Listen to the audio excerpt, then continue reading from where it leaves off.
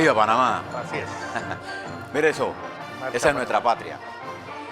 Oiga, qué hermoso se veía el Palacio Municipal. Ese palacio es una joya de la arquitectura, pero se ve más hermoso cuando está iluminado. Está iluminado y te ponen eso Mire, maestro, ayúdeme aquí. Maestro, con Roger. mire esto que te ve aquí. Esto lo vi inserto, creo que en el Panamérica, uno de los dos. Esta es la modernización de la vía España, ¿no? Esa es la altura España. de la caja de ahorro, ¿no? Así, Fernando. Exacto. Bueno, ese es el Panamá que estamos construyendo todos y todas. Bien, le voy a decir algo que inspira las palabras que le voy a dar. Anoche Fernando tuvo una de las sorpresas más agradables en lo personal. Un grupo de niños del barrio donde yo vivo, allá por River Valley, en el área de Howard, pasó por mi casa y habíamos construido un proyecto para el Halloween. Digo, habíamos construido entre ellos porque la idea de ellos era esa, y lo hicimos. Y fueron ayer, que era 31, y fueron a cantarme cumpleaños. Los niños y con sus padres. Fue un acto para mí muy significativo, personal. Pero esta madrugada, cuando yo salía en el bulevar principal, adornado con la bandera del país, nuestro país, en un espectáculo de mañana que había llovido, pero estaba ya la luna saliendo, medité en ese periodo ahí, ese cortito, todo lo que nos costó a nosotros esa reversión. Y fíjate la paradoja, celebramos en una base militar, una fiesta esencialmente norteamericana, con Halloween. niños panameños y madres y padres panameños. Y esa principal base es el centro de una de las operaciones de una zona que emplea a miles de panameños. Hoy, Y que se va a convertir en centro de acopio para cualquier desastre natural que haya en el continente. hoy esa excolonia es, digamos, un foco de desarrollo donde miles de obreros y obreras panameñas trabajan. Hoy usted debe estar viendo ya hasta ahora está llegando centenares y centenares de muchachos y muchachas a trabajar en esa área. Entonces uno tiene que preguntarse, en términos reales, cómo llegamos aquí y hacia dónde vamos, pero más importante, hacia dónde queremos ir. Ustedes escuchan todas las mañanas aquí a Fernando explicarles la historia, y porque los pueblos que no entienden su historia y no saben interpretar su historia, están condenados a cometer los mismos errores. El profesor Adam Schaff, uno de los grandes filósofos polacos de la historia, en un libro que se llama Historia y Verdad, establecía, y este era un polaco, de los pocos polacos que meditaron en el marxismo, que realmente estaba instruido, era un doctor en epistemología, que es la ciencia de la filosofía que se encarga de explicar el origen del conocimiento, cómo se forma el conocimiento y se llega a la verdad de las cosas. Decía que para entender la historia no hay que repetir solamente los hechos cronológicos, sino que hay que concatenar esos hechos, hay que tener una idea de qué fue lo que lo originó y la filosofía detrás de esa historia. Entonces nuestro país es un país con una historia. La primera cosa que usted debe saber, la nación siempre antecede al Estado. Hay naciones aunque no hay Estado, pero el Estado no existe sin nación. ¿Cuándo se establece el Estado? Cuando se establecen las fronteras formales de un territorio dado. Entonces hay una nación. Hay naciones en el mundo que no tienen fronteras, pero no son estados. El Kurdistán. Kurdistán, por ejemplo. Entonces nosotros, como Estado, desde que nosotros, de la independencia de España, nuestros antepasados unieron su proyecto político al proyecto bolivariano. Pero ese proyecto fracasó. Y quedamos unidos por historia a lo que se conocía como la Nueva Granada, lo que es Colombia. Y ese proyecto también fracasó.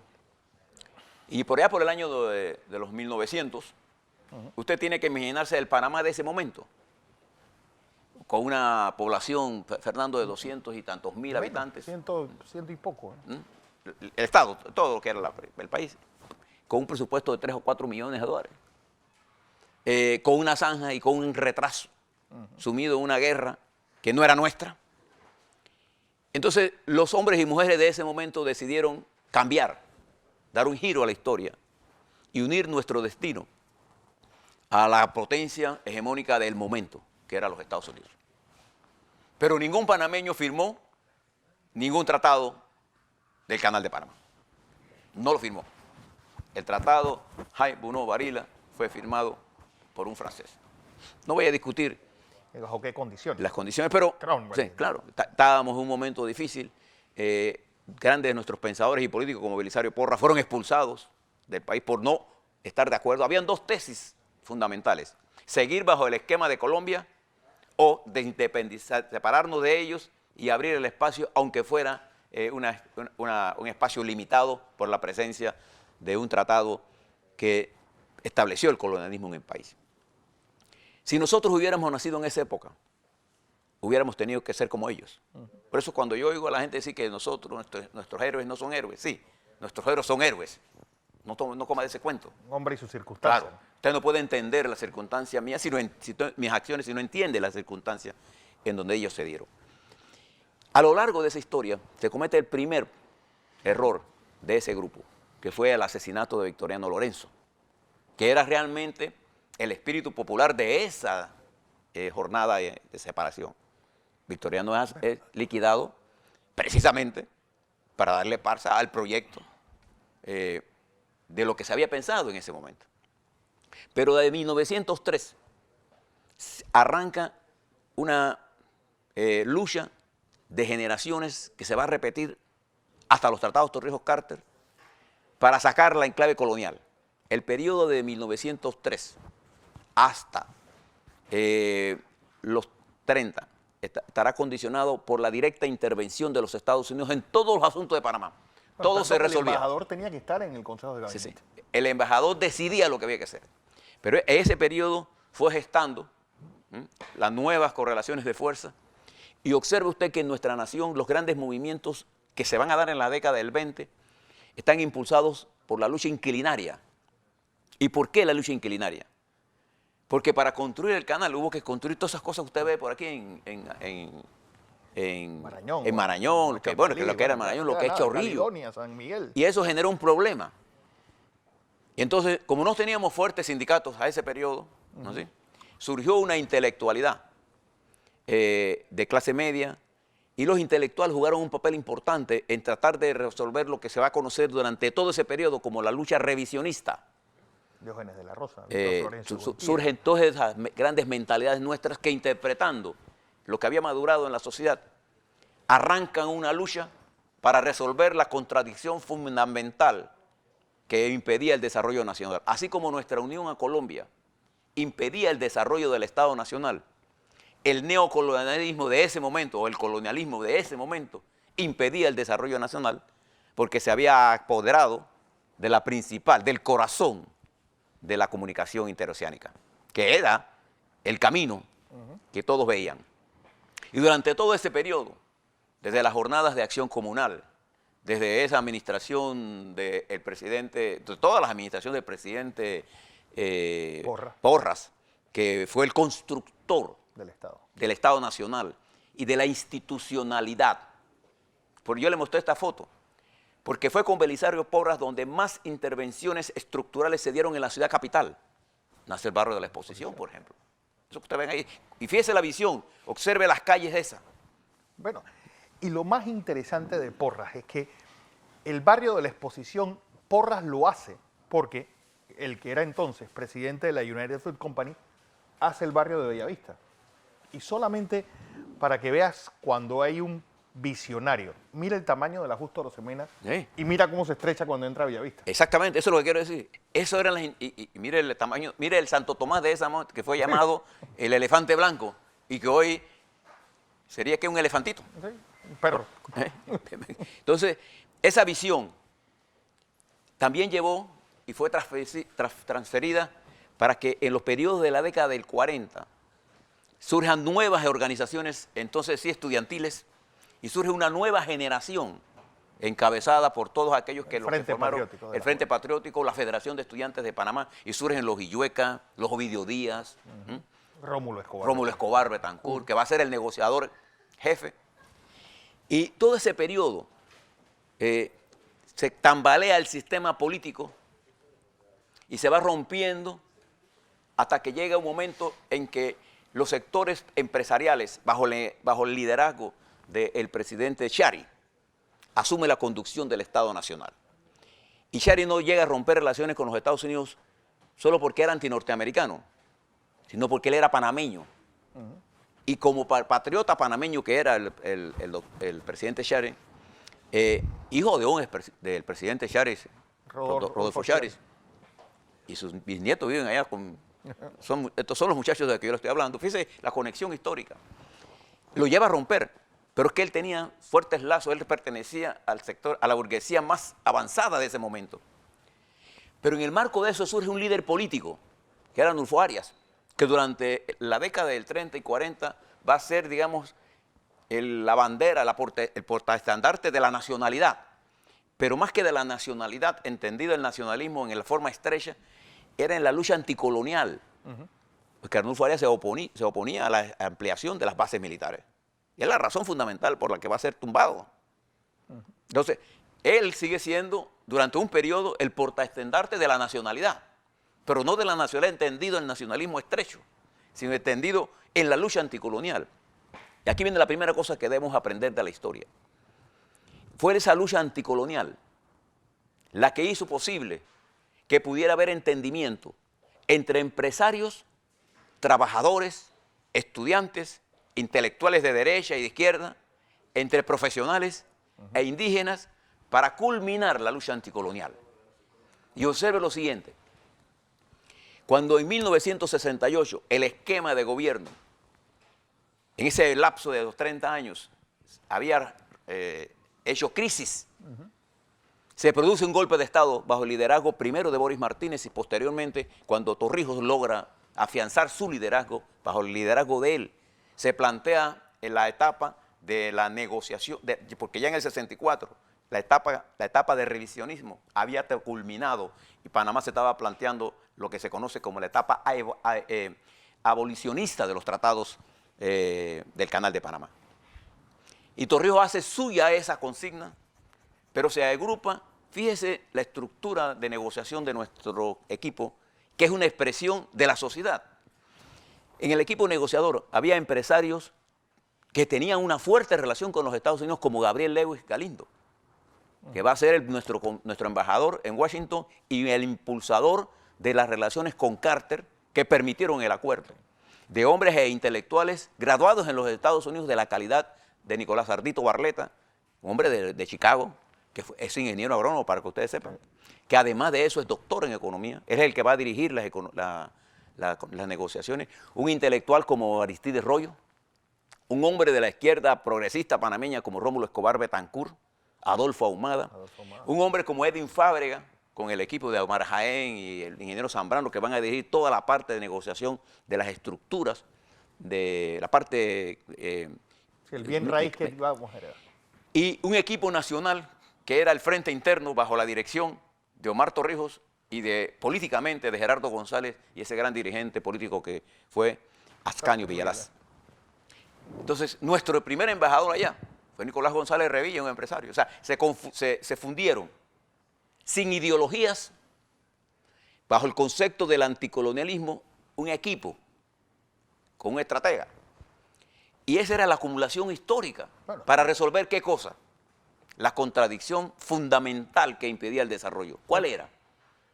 Que el Canal de Panamá no era nuestro y como consecuencia el país no era nuestro. Claro. No teníamos dos puertos que no eran nuestros. No teníamos puertos. La ciudad creció longitudinalmente. No había crecimiento circular que tienen todas las ciudades porque estaban las bases militares.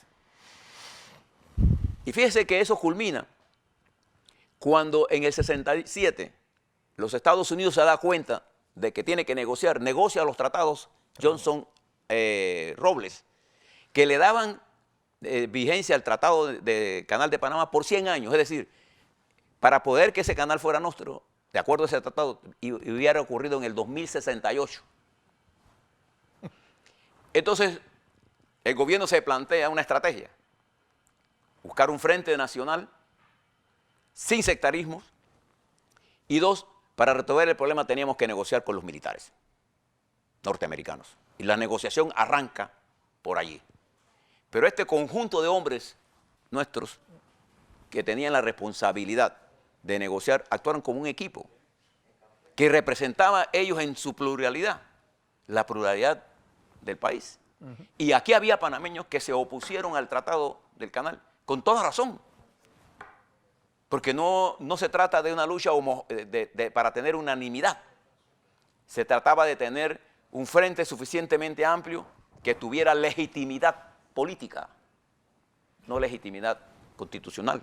La lucha anticolonial no se puede hacer en los marcos estrictamente legales. Y eso fue una lucha llena de contradicciones para todos los muchachos que viven en las áreas revertidas.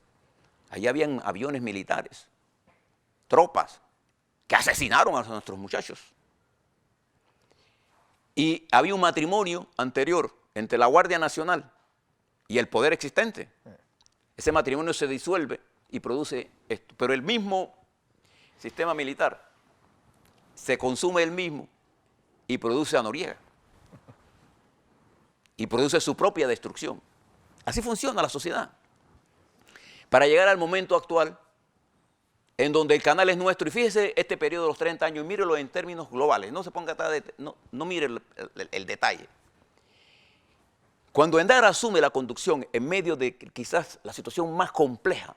Desde la guerra civil, desde la guerra de los 2000. Endara, unas semanas después de la invasión, recibe a Ernesto Pérez Valladares en el Palacio Presidencial y tira el primer puente de entendimiento. Y el PRD, con mucha inteligencia y con mucho sentido del futuro, logra entender que no es el momento de la guerra de guerrillas, sino es el momento de cerrar filas. Y Endara, con una dirección política muy buena, logra entender, y lo que se pensaba no lo íbamos a recuperar en 10 años, se reestructura toda la economía panameña en menos de 5. Con casi cero ayuda de los Estados Unidos. A pesar de la promesa de $1.000 millones. Pero con un controlador, con la capacidad intelectual del profesor Carles. Y con los contactos en y Estados Unidos. Con todo lo que... incluso la estabilidad de Endara pasó por el apoyo que el PRL le dio cuando la democracia cristiana rompe la alianza.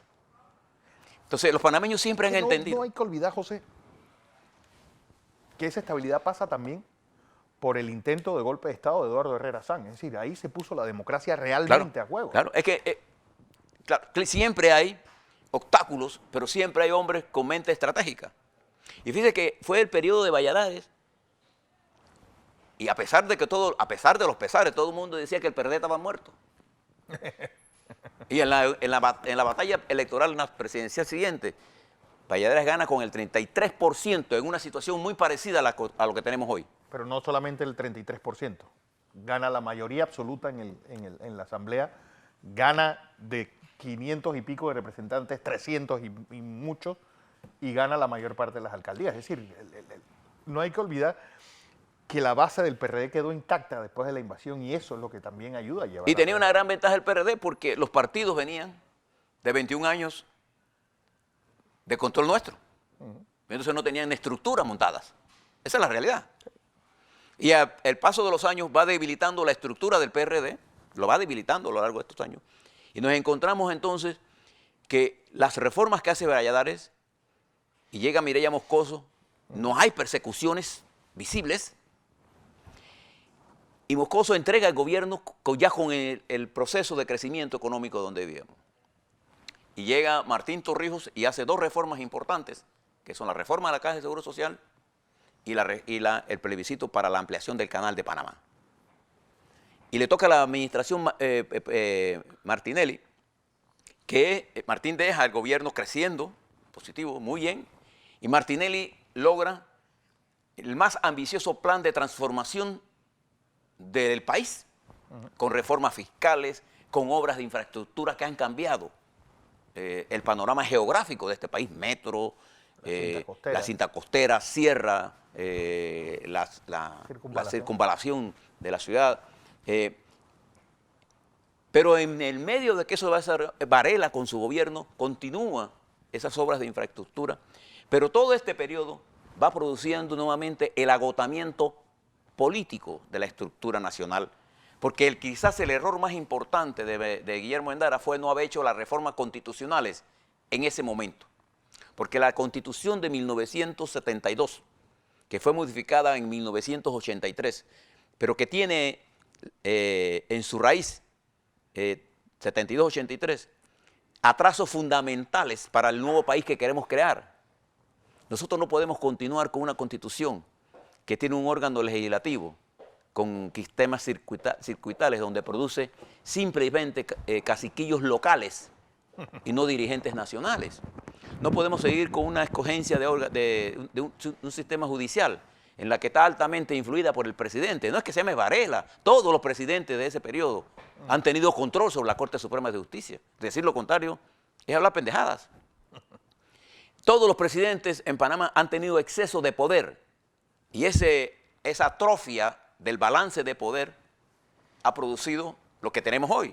El sistema actual ha madurado y entonces surge a la nación la necesidad más importante, como lo fue la lucha anticolonial que dio espacio para todo el mundo, la lucha de la transformación del Estado para hacerlo un Estado más eficiente, para recuperar la institucionalidad, vale decir, recuperar un órgano legislativo que apreciemos, recuperar un sistema judicial que sea justo, un sistema ejecutivo descentralizado, porque todo aquí está centralizado. Yo me recuerdo que en el año 2004, a mí me tocó trabajar en el IRRE como director general. Hicimos una historia del IRRE. El presidente de la República, cuando Belisario era presidente, Belisario Porras, autorizaba la instalación de los postes eléctricos. El Ejecutivo de Panamá decide desde la capital cuándo se pinta una escuela. Y la electrificación rural está en la presidencia. Mire qué No está en el torpeza. interior, está en la presidencia. Debe estar en cada provincia. O sea, la electrificación rural debe ser un programa provincial dirigido por los alcaldes de cada una de las provincias. Igual que la administración del sistema escolar en términos de su infraestructura. Entonces, ha madurado. Si nosotros queremos entrar al gran juego del desarrollo nacional, tenemos que entender que la limitación que tenemos no es nuestra economía, nuestra economía es funcional, es la institucionalidad la que se ha roto en 1000 pedazos. Pero no es que eso afecta a Varela y no afecta al PRD, no, afecta a toda la sociedad. Y entonces, hoy, la nación debe haber recorrido todo esto con todos los altibajos, ¿así? Y con todas las cosas que hemos aprendido. Nosotros, por ejemplo, fíjese, después de la lucha anticolonial, ¿qué políticas hemos desarrollado que han sido exitosas? Bueno, turismo, portuaria, la política del canal, la ampliación del canal. ¿Qué le falta al canal ahora mismo? Que ha quedado sujeta a una estructura de organización que no acata a entender que tiene que diversificar, abrir cosas nuevas, más que pasar barcos. Entonces hay que integrar administrativamente al canal, al proyecto nacional del desarrollo. Nosotros vemos qué cosas, dónde no nos hemos puesto de acuerdo. En la reforma constitucional. ¿Dónde no nos hemos puesto de acuerdo? En la reforma educativa, que es imperante, sí, necesaria. Sin ella no vamos para ningún lado. En la reforma sanitaria. Esto que usted está viendo, ese drama de la Caja del Seguro Social, hay que resolverlo. Pero tenemos leyes, tanto en la Ley Orgánica de Educación, data de 1945. Mire cuánta agua ha pasado por el puente. La Caja de Seguro Social tiene una legislación anticuada. La Constitución de nosotros responde a la coyuntura del año 72. Sí. Filosóficamente, cuando nosotros tenemos un reparto nuevo del mundo donde la nación panameña tiene otras obligaciones y tiene la necesidad de ser transparente, porque la lucha contra la corrupción, como la está enfocando alguna gente, es una lucha contra la corrupción enfermiza. Sí. La corrupción es un problema mucho más complejo para resolverlo con el simplismo de que abajo que caiga quien caiga. Esas son pendejadas. Usted no va a resolver ese problema con un superministerio público. Usted lo va a resolver cuando tenga un superciudadano informado, un consciente ciudadano que no se ceda ante la perversidad de cambiar su voto por una refrigeradora. Pero eso solo lo logra usted con educación y bajo normas democráticas, y cuando el Estado está controlado y balanceado en la teoría clásica del poder, y yo creo, y voy a terminar aquí, que no es levantando solamente banderas. Nosotros, allá en esa área nosotros vimos ese de Halloween, en este momento hay gente allá para quitar todo eso y clavar en nuestro territorio nuestra bandera. Eso es como se oye. Pero más que clavar la bandera, más que rendirle patria, homenaje a la patria caminando o marchando, es rendirle patria, de tributo a la patria, pensando en las nuevas generaciones, en esos chiquillos que anoche pasaron por mi casa. Eso es para ellos que tenemos que trabajar. Pensando en ellos es que tenemos que trabajar, no pensando en las nuevas elecciones. Y dejarnos de lo que estamos ahora mismo. Ayer nada más veía en las redes sociales que están utilizando en el WhatsApp perversidades, guerras sucias. Ante la falta de argumento, a los adversarios solo le ocurre insultar. Y entonces los vendedores de sueños y de poder, o los hacedores de reyes, que se consideran los asesores tipo Jordi Segarra, esos tipos que dicen que ellos te pueden controlar a ti. Nadie puede controlar a un ciudadano ilustrado. Por eso yo le pido por favor, miren todo lo que ha dicho Fernando en la mañana de hoy con respecto al día de hoy, con respecto a la patria y cómo se los ha puesto en perspectiva. Piense en el país. Las jornadas que hemos realizado a lo largo de nuestra historia no se han hecho fáciles. Hemos construido algo que tiene una perspectiva positiva. La nación panameña y el Estado nacional tiene un futuro luminoso. No se engañen. Que los dirigentes, algunos o en su mayoría no lo entiendan, ese es su problema. Es nuestro deber hacer que lo entienda por el bien de las futuras generaciones. La política no es el arte de pensar en el poder. La política es el arte de transformar la sociedad para el bien común. Exacto. El mundo se abre. Mire nuestro continente. Mire lo que está pasando en Brasil. Mire lo que está pasando en México. Observe el desastre de Venezuela. Argentina. Mire el desastre de Argentina. Mire lo que está pasando en los Estados Unidos y lo que está pasando en el mundo, cómo evoluciona el conocimiento, explota en el mundo la tecnología. Bueno, esa tecnología tiene que ser dominada para ponerla al servicio de nuestros jóvenes, de nuestros muchachos y muchachas que están saliendo de la secundaria o están saliendo de la universidad, para darle buen trabajo, para darle una buena educación pública y privada a nuestros niños y niñas de las escuelas, para proteger a nuestros ancianos, pero sobre todo, para vivir en un país libre, soberano, democrático, y en la que el bien común y la búsqueda de la felicidad y el amor sea realmente el objetivo nacional. Así celebraremos la patria. Así será.